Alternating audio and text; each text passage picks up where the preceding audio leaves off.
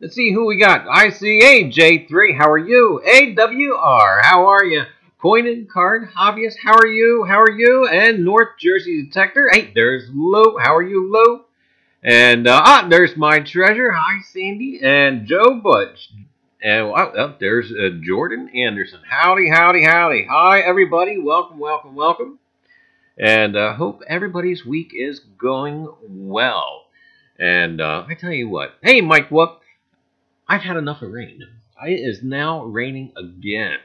And not only did we have rain all last week, and luckily got out Sunday, rained also Saturday, and now we got rain again. And yes, it really does need to stop. Anyway, gang, but more about the weather later. Anyway, I'm just wondering if any of you guys have gotten out this weekend. And if you did you find anything? Hey, JC, how are you? And there's Kevin. How are you? David Smart, how are you? And Rivendell, how are you? And I tell you what, we got out. We didn't do a full Sunday ritual thing. No, we kind of had to end it a little short. But we did get out, and we'll be talking about that more in a bit. And had to put the garden back in, son. Oh, well, you got to get those Jersey tomatoes, Joe.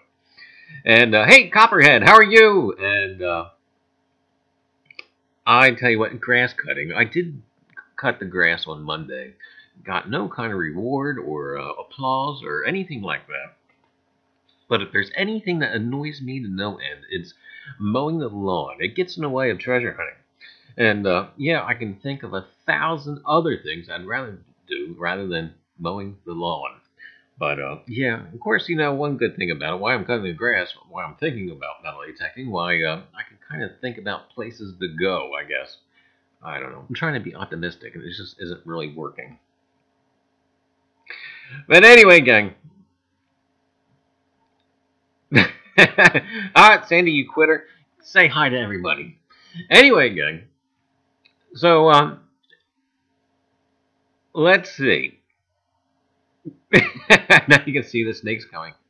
Now they're just lurking in the woods, waiting for you to step outside.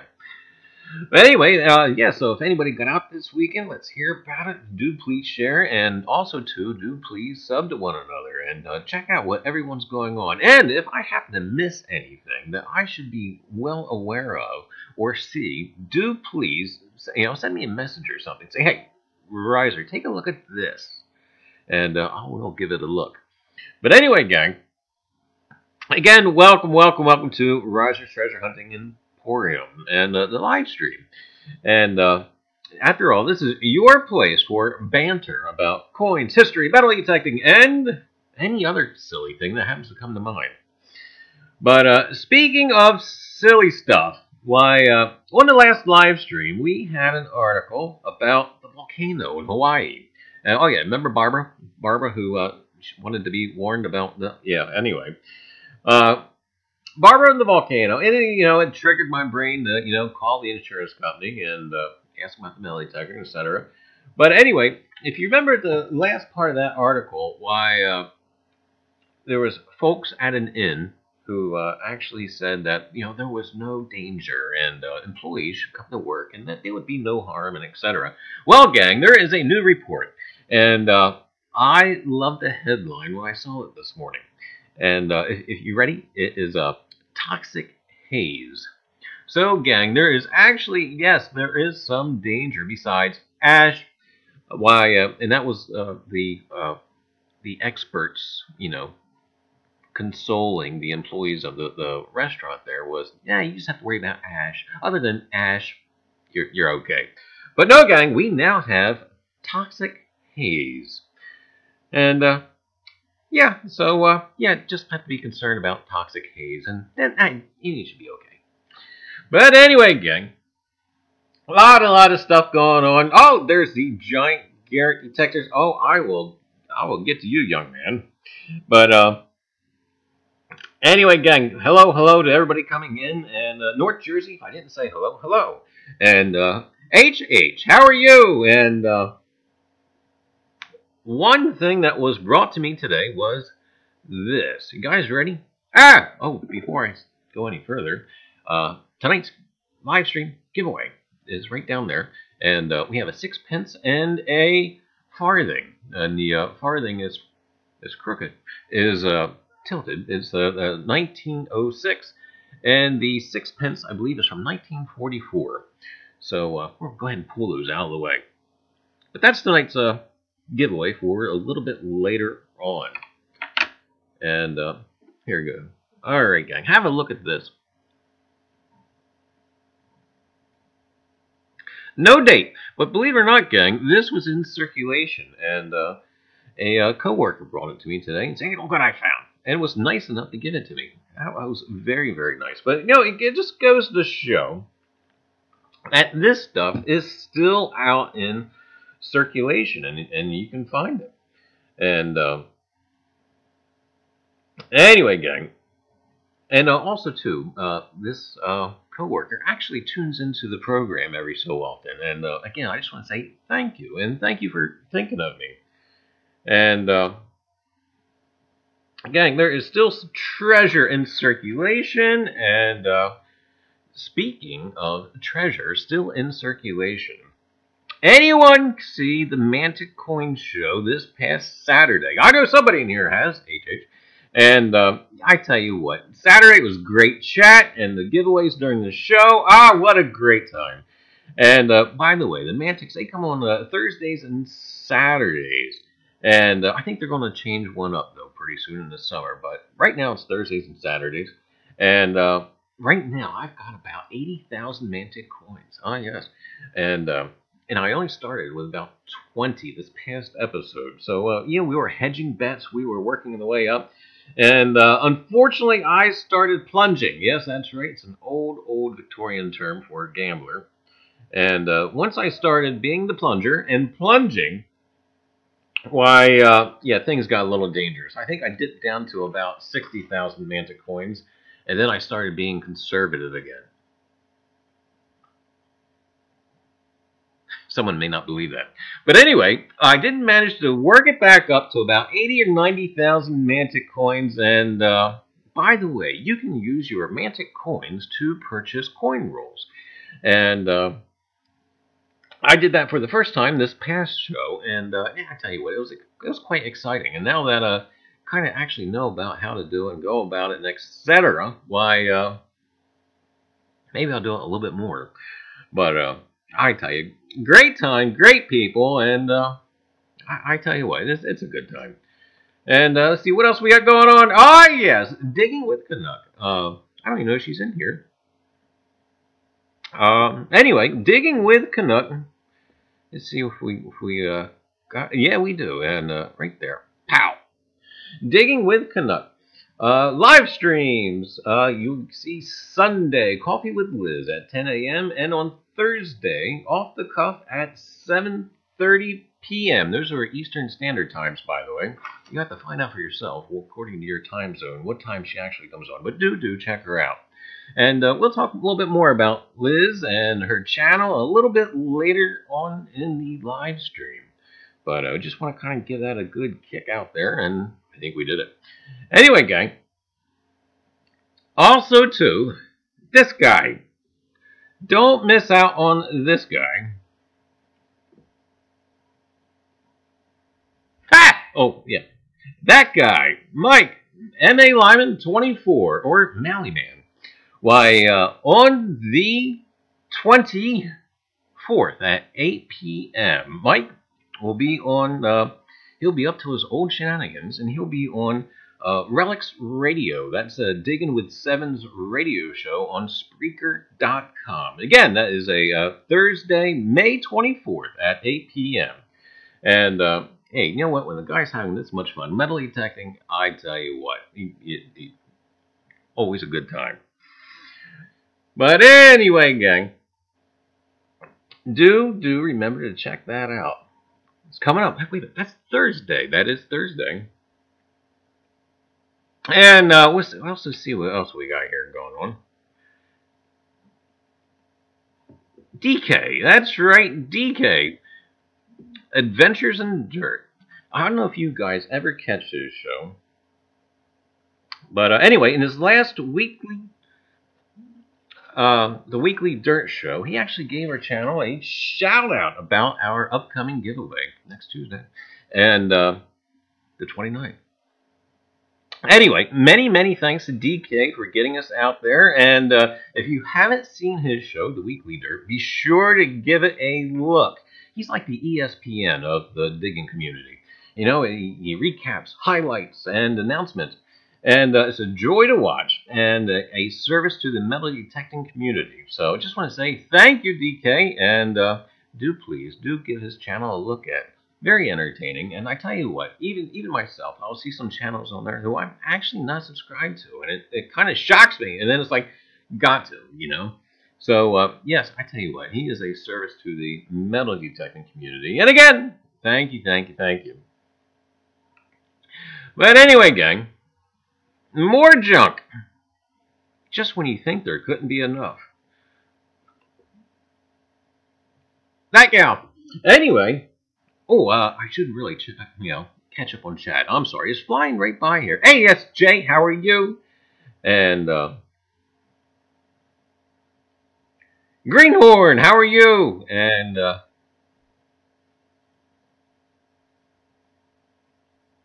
Mr. Lodak, howdy.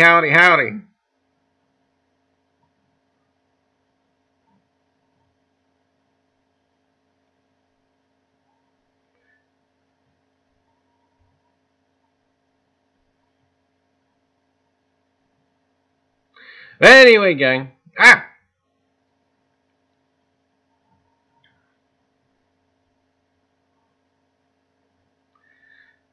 Anyway, gang, Rosie, and we are going to segue right into our event, Reiser's Treasure Hunting Emporium Spectacular, or Extravaganza, upcoming this Tuesday, May 29th. That's next week. And at least 6 giveaway winner program. That's right, 6. At least 6. I think there might be actually more. And you don't want to miss it. You've got to be there in order to get on it. So far, we know about a silver round being given away. Coinage! And that's right. We got, I know at least we have a large cent. Haven't decided what large cent yet to do in the giveaway. A trine. And also, too, we are still doing a treasure story. And actually, this one is completely reversed. This is actually a treasure you do not want. And it kind of involves the trine. We're kind of bringing, getting a kind of a message about the trine that you might have experienced back in the 1860s. But it's kind of an interesting treasure story. But anyway, the trine. Let's see. There's also a barber dime. There's a couple other coins, and I also do believe we're still giving away a book. And anyway, gang, don't miss it. And remember, gang, it's never too late to get your brownie points in with Rosie, because after all, she'll be picking out the winner. And just a reminder, too, if Rosie is actually kind of generous and actually picks somebody twice, you can't win twice. You actually have to pick somebody in the chat to give that second prize away to. That's right, it'll be left to you. Anyway, gang, but you'll see more and more of that upcoming next Tuesday. You'll see more of that Tuesday. Wow, it's just right around the corner. So I better get some stuff finalized, I guess. Anyway, gang.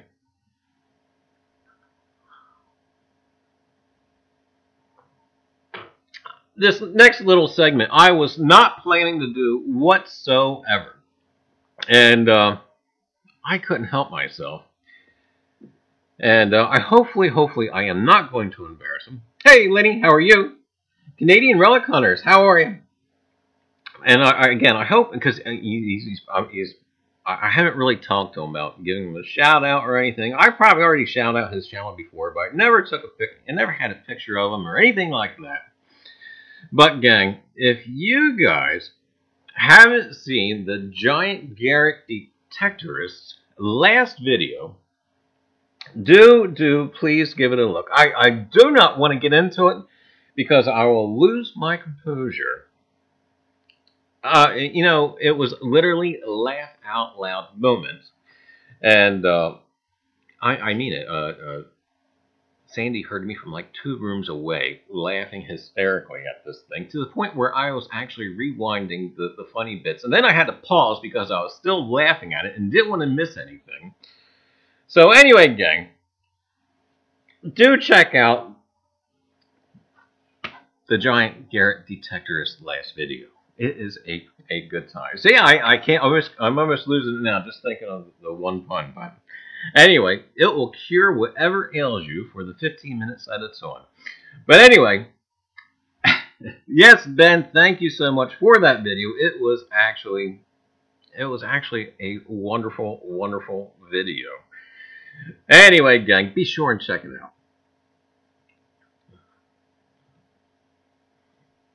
Oh, by the way, if 606 is on, ha, gotcha, you got to be faster on the draw, young man.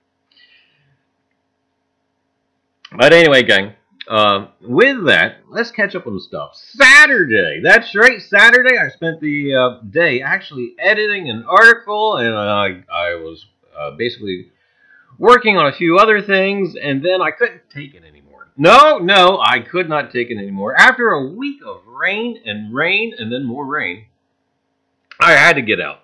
And we did have a small break in the rain, and I bugged out. So I didn't want to do anything with too much depth because rain. And I just kind of wanted to do, just kind of a flyby. Just kind of maybe tinker with something, whatever. Something close by. And there was a couple of local fields that had been plowed, so I kind of just wanted to go check them out. And oh yeah, it was quite the calamity.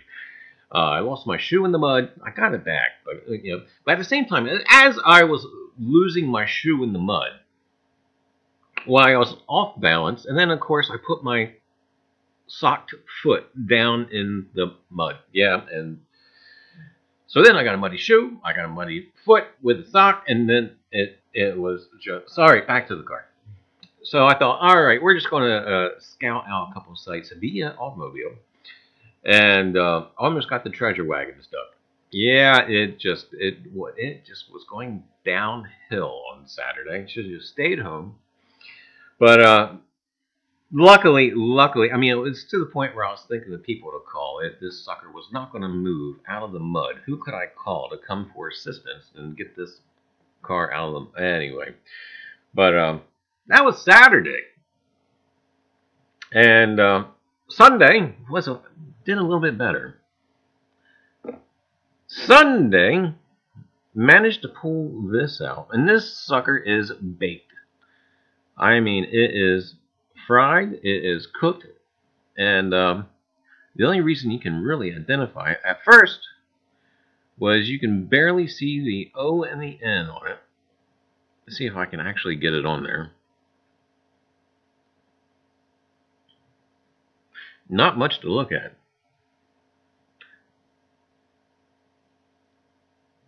And even with this coin cam, the coin cam, I don't think you can see the date. Now, I had a magnifying glass out earlier. Let's see if I can adjust. The other way. Yeah, even with the coin cam, you cannot make it out. But that is actually a 1917 Wheatie. I don't know if you guys can make that out or not. I don't know if you guys can see the 7 or not. But anyway, gang, that was about the only best thing. MC did find a very, very nice tool tag, and but we did cut the day short. Had other stuff to do, and before we left, we did manage to find a colonial homestead, a cellar hole, and it looked like diggers had been there before. But I tell you what, there's still more there. And I'm still working on getting a hockey puck coil. And I tell you what, I got sites just mounting and mounting and mounting up that really need that hockey puck coil. So, it's weird. Other guys, they want the bigger coil. Here, I'm going to go smaller. It's just weird. I don't know. It's just it's a tool. And yeah, I kind of want to get in between a lot of the iron. But anyway, gang. But yeah, I'm just jonesing for that hockey puck coil, especially when I get in the marsh with it. But anyway, we'll try and catch up with chat again, guys. And hey, Wildman's Lodge, how are you? And hey, K Watt, how are you? And there he is, there, Maui Man. And Vacation Travelers / Fishing. Hey, how are you? And Carol Rosie, Mike will short circuit you. All right, and Jersey History Hunters. How are you, folks? Wonderful. Thank you for coming in, and welcome.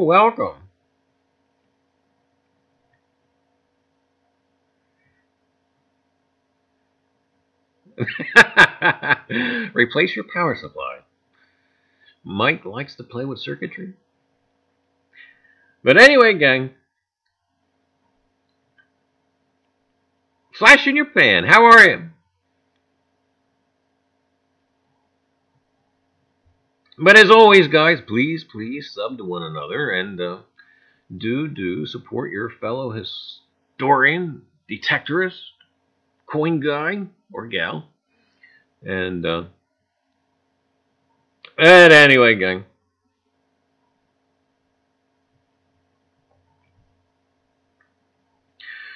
So with all that, Sunday we still managed to participate with Liz. Oh man, I tell you what, it was a hard time getting a signal out where we were. We're in the middle of nowhere. But we participated on Liz's live stream, Coffee with Liz, on Sunday, in the Where's Reiser segment. And of course, we found the crispy wheat. And before going on, and I tell you, that reminds me. Liz's giveaways. If you guys haven't seen her show, she also does giveaways during the live stream, which you don't want to miss. And the first kind of unofficial Where's Reiser, I called in from Valley Forge, Pennsylvania. And if you haven't seen that episode, do check that out. That was a fun time, I tell you. And that was kind of really the first kind of getting a feel for it. What strikes me funny about all that? I used to give the kids crap about FaceTiming, the other people. And now here, I don't know. Anyway, I guess they can give me crap back now. But anyway, during that live stream of Liz's, I was lucky enough to win this. Now, I tell you what, I received it the other day. I'll be honest, I forgot about it. But anyway, I just want to say thanks to Liz. But anyway, I got this the other day, and I have to say, it is actually in quite remarkable of shape. And, see, you say your name and she pops up. And it is in, like I say, very, very remarkable shape. I am oh so pleased with it. And yes, it will be going in my coin album. And 1935 Pfennig. And again, like I say, I'm very highly impressed with it. But do check out her live streams. It's always a good time and a wonderful chat. And it's the place for all the detectors and whatnot to meet. And like I said, it is a wonderful time. And yes, it is going in the my coin album, which I kind of got as a good spot for it, because I'm also going to put Liz's note with it, and yeah, it's a good thing. Anyway, gang. Oh, also too have a detector's his favorite coin.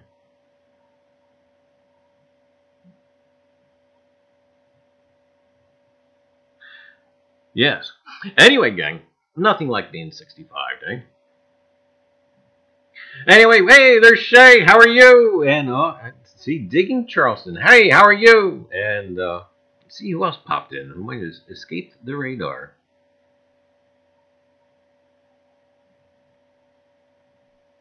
Michael Williams. How are you? Randy Collins. How are you? Anyway, gang, that brings us to. That's okay, Greenhorn. That is all right. But anyway, gang, brings us to last night's Reiser's Treasure Hunting Emporium's episode, and got a couple of different things to talk about. One is that guy,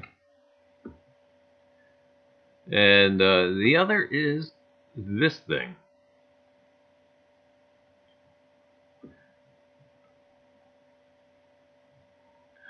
And I just want to tell you guys and gals that I thank you so much for the views and the comments. They all are appreciated, and many thanks. And this guy, it still fascinates me. He looks like he's right out of the 1787 JCPenney catalog. I mean, he's a dandy. He's perfect. I mean, there's not even wrinkles. But it still strikes me funny.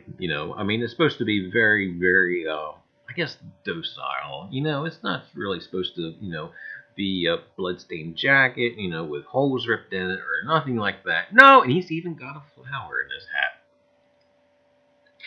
But anyway, gang, so we got that. But also, too, down in the corner, down there, and gang, somewhere I have written the actual name of that, which is a French name, and it's escaping me at the moment. But that medical tool, basically, in a nutshell, if you had swelling or some kind of tension in your head, that would be used to relieve that tension by basically drilling a hole in your head.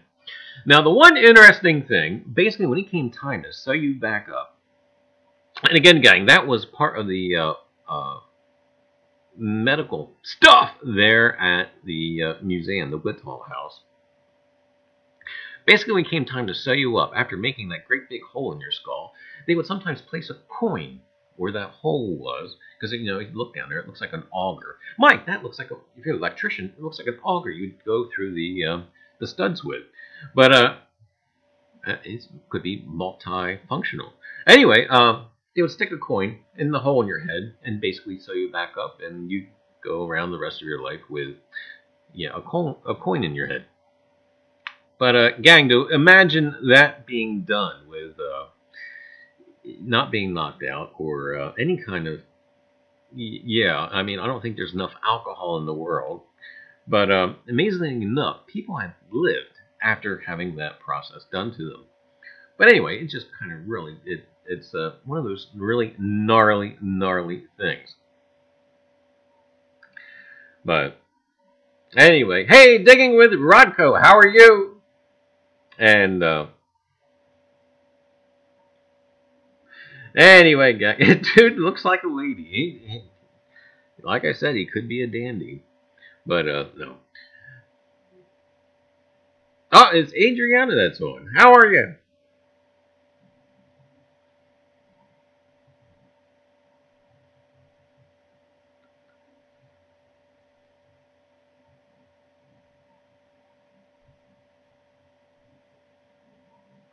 Anyway, gang, if you ever happen to be, I don't know if we're, all you guys are spread out all over the place, but if you happen to be in the South Jersey area, do check out the Fort Mercer and the house there. Anyway, gang. But during some of the comments we had on the video, we got to talking. I know Rivendell and I know 606 were commenting about the cellar. I know I pointed out the cellar as I breezed by it, and yes, yes, yes, and yes, 100 times, I would love to check out that cellar. And there's different stories and traditions that pop into my head, such as the early Dutch settlers nailing a gold coin, or at least a coin, to a beam in their house for good luck. And last year, we actually found one of those coins. It was I believe it was a 1723 George the First, I believe. And you can still see where it had the square hole through the center of the coin, where it was nailed up to the beam. It was a great find. I think it was a George the First. But anyway, so stuff like that runs through my head, and I'm wanting to see the beams in the cellar. And I did give away a trade secret, taking a toothpick and running it up and down the crevices of the planking, the big plank floorboards, and running a toothpick in between them. And it just got me to thinking, and then looking for loose bricks, and then you know what? The imagination just runs wild. And anyway, if you haven't guessed it, that's right. We are going to segue right into a treasure story. And by the way, do pay attention to some of the details of the article and see if you can read in between the lines. Because even though this reporter is reporting, he kind of leaves a lot of the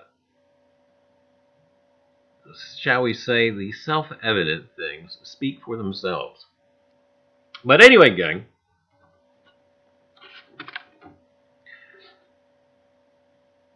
So, we're going to go ahead and get on down to this. You ready? Here we go. It is from Cleveland. And the title is Treasure, Money Found in Ohio House's Walls. In the end, a contractor who found $182,000 $182,000 in Depression-era currency hidden in bathroom walls just got a few $1,000s, and he feels some vindication. The discovery amounted to little more than grief for Bob Kitts, who couldn't agree on how to split the money with homeowner Amanda Reese, one of her properties.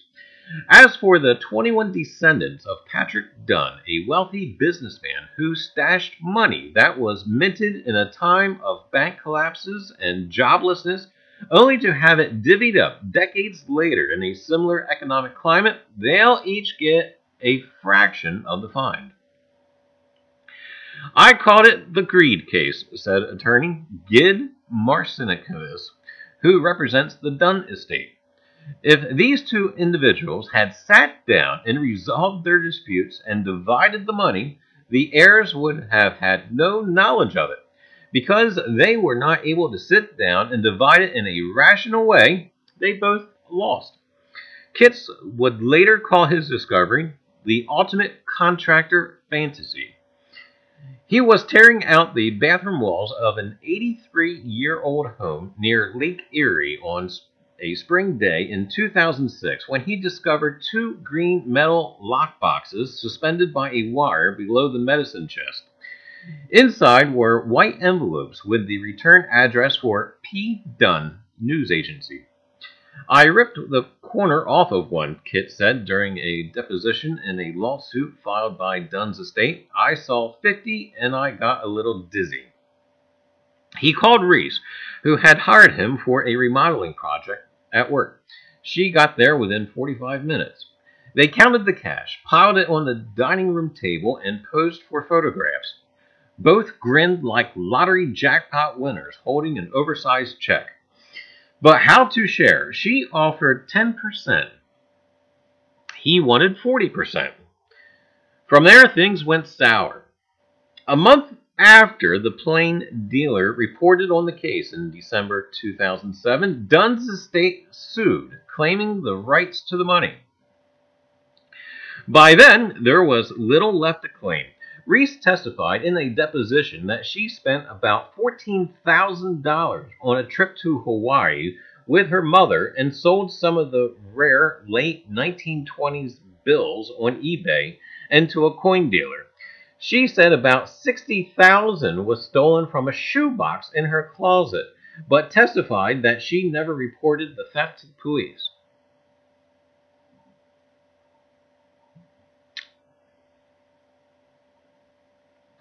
Kit said Reese accused him of stealing the money and that she began leaving him threatening phone messages.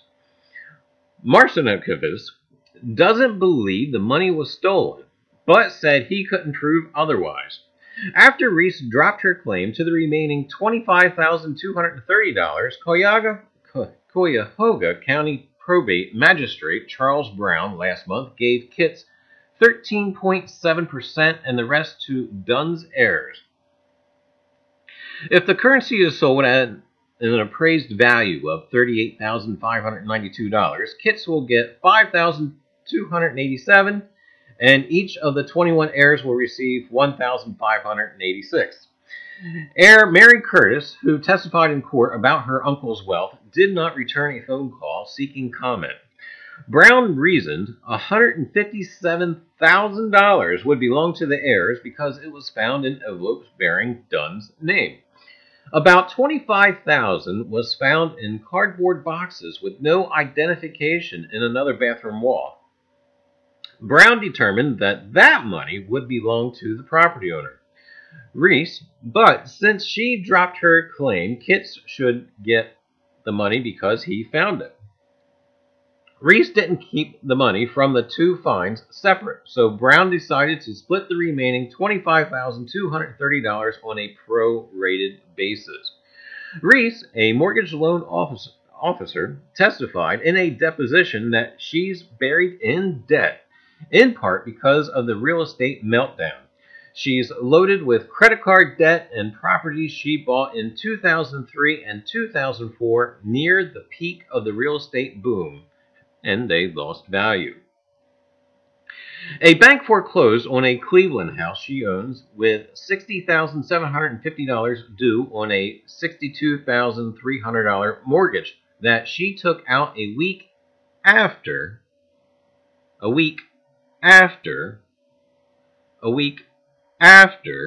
the money was found.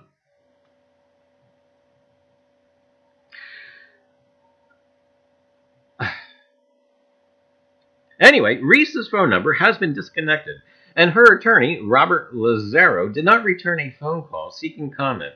There were no court records showing that Reese had filed for bankruptcy. Kit's contractor business finally has picked up again. He said he lost a lot of business because media reports on the case portrayed him as greedy. He said he feels vindicated by the court's decision to give him a share. I was not the bad guy that everybody made me out to be, Kit said in an interview. I didn't do anything wrong. He's often asked why he didn't keep his mouth shut and pocket the money. He simply answers that he wasn't raised that way. Further, it was a neat experience, something that won't happen again, Kit said. In that regard, it was pretty fascinating. Seeing that amount of money in front of you was breathtaking. In that regard, I do not regret it. The threats and all, that's the part that makes you want to wish it never happened.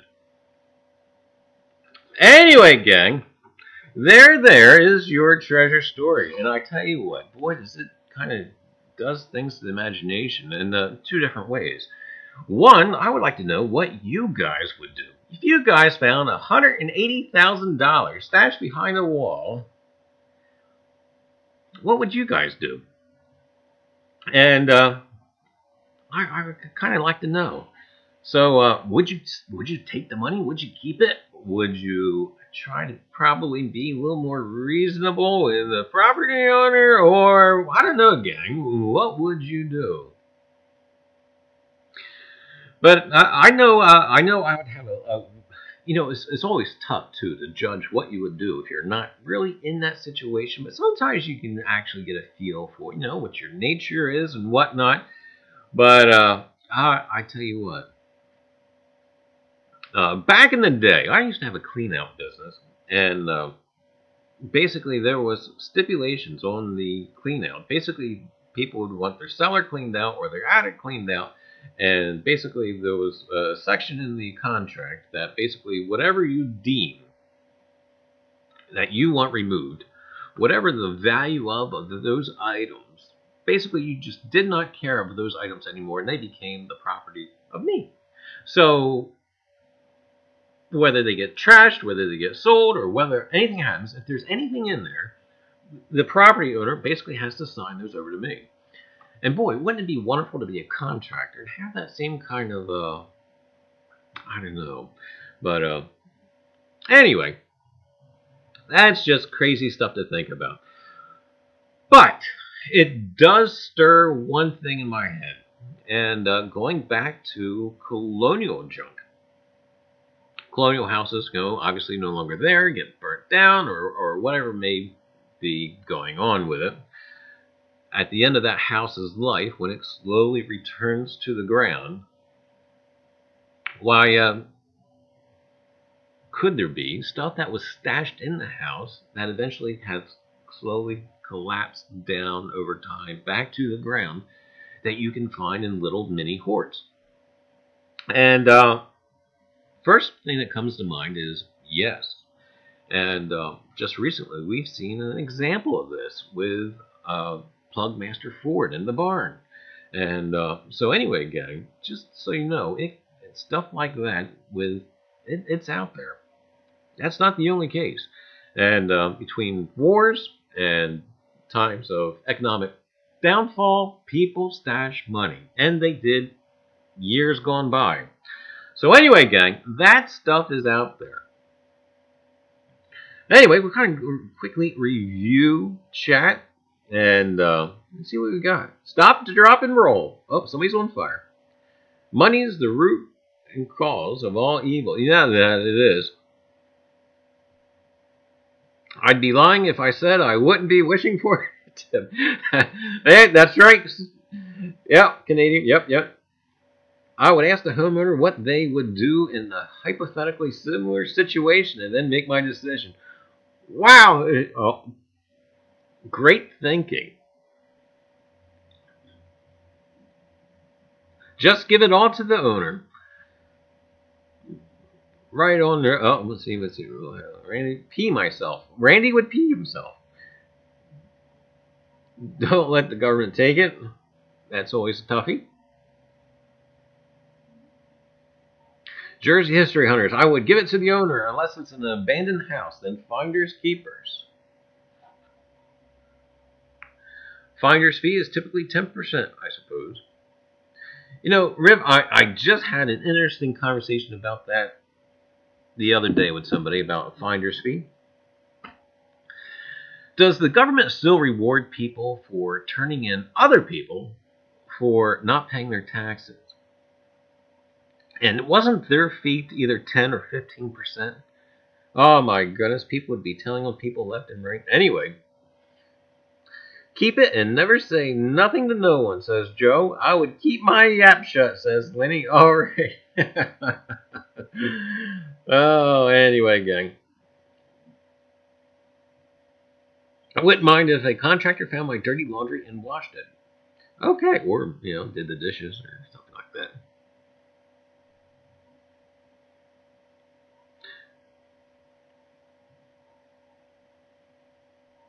And Liz says, I think it belongs to the person that owns the house. And at the time of the item is found, that's my 2 cents. All right, gang. Well, oh, wow. Did she pay any capital gains tax on the sale of the currency? I am guessing no. And I tell you what, and she had, with her disposition, she did admit of spending the money on that Hawaiian vacation. What was it, $14,000? And she probably never paid taxes on that either.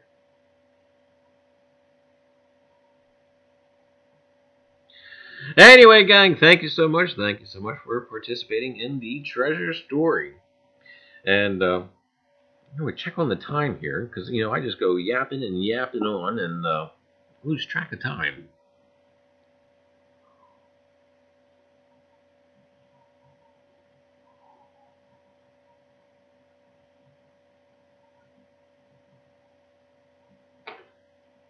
Anyway, gang.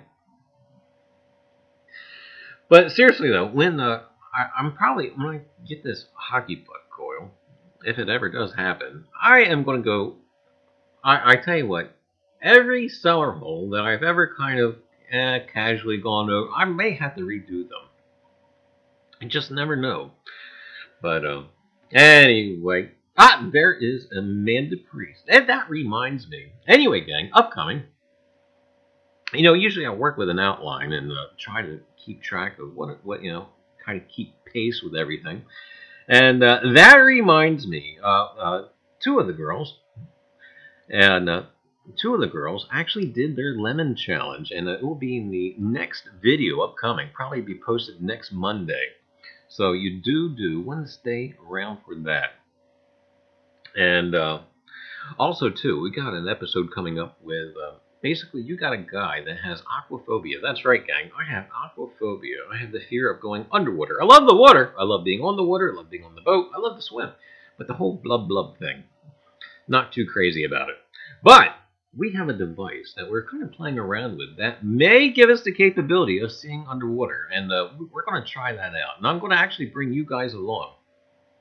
And even too, I just may try at a later date, because I already checked the tides are wrong for this Sunday. But if I can get the tides to cooperate, one day I may even take you guys out live for maybe with a Where's Reiser segment on Liz's live stream. But again, gang, we'll be taking a look at that device, and I'll let you guys see how it works. But there's a couple things we need to have lined up. One is tide. 2 is time, and 3 is daylight. Because for this device, in order to see, and gang, along the bay, the water is very, very murky.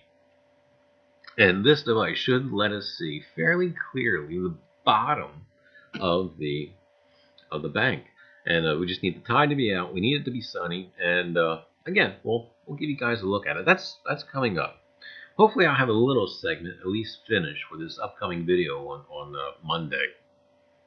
But anyway, that's just something down to look forward to. And of course, the girls did their lemon challenge, and that'll be more stuff you'll be seeing coming up. Anyway, gang, tonight's giveaway. Yeah, we almost forgot about that. Tonight's giveaway is brought to you by this thing. We actually have a sponsor. You guys ready? Here you go. Have a look at this. It's a new thing, it's a fun thing, it's a swing wing. It's a what? It's a swing wing, it's a wing wing. A brand new classic grand fun thing. It's a what? It's a swing wing. A fun thing. And now it's your favorite store thing. It's a what? It's a swing wing, a fun thing, and everybody's gotta have one thing. It's a swing wing, a wing thing, a brand new classic grand fun thing. It's a swing wing,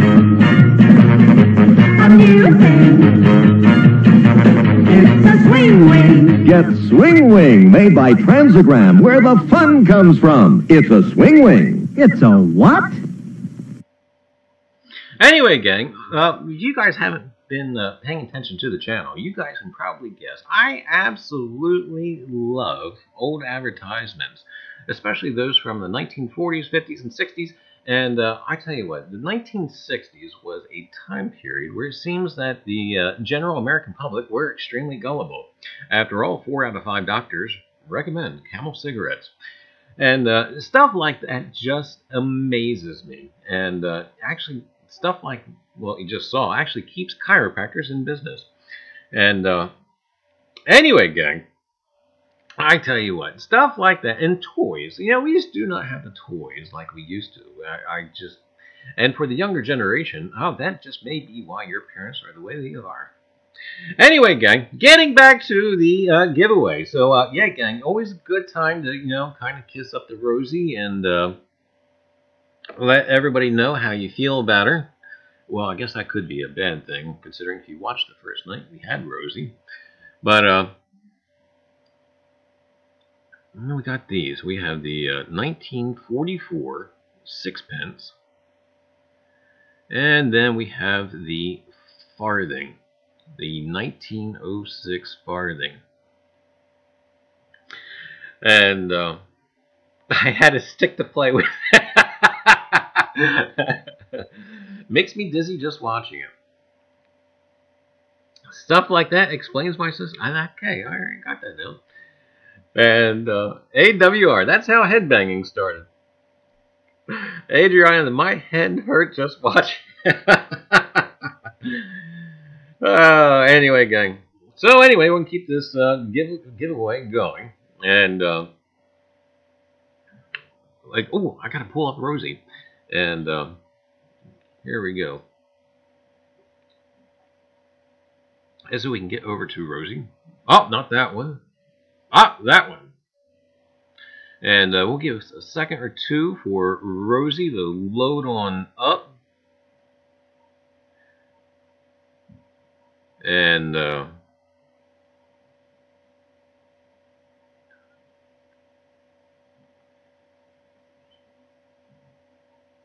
let's see here. All right, get Rosie all set up. All right, here we go. And anyway, gang.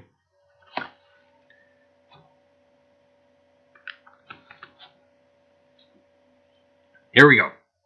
All right, we'll do a little countdown here as Rosie gets all set and primed and all good to go and gets everybody on there. And then we are going to hit the roll-up button. You ready? 5, 4, 3, 2, 1, bang! North Jersey Detector, congratulations. Hey, you just won yourself a sixpence and a farthing. Congratulations. And do PM me your address, and we'll get that sent out to you. And again, congratulations. But anyway, gang, don't forget Liz Digging Canuck, Thursday at 7:30 and Sunday 10 a.m. live stream. Don't miss it.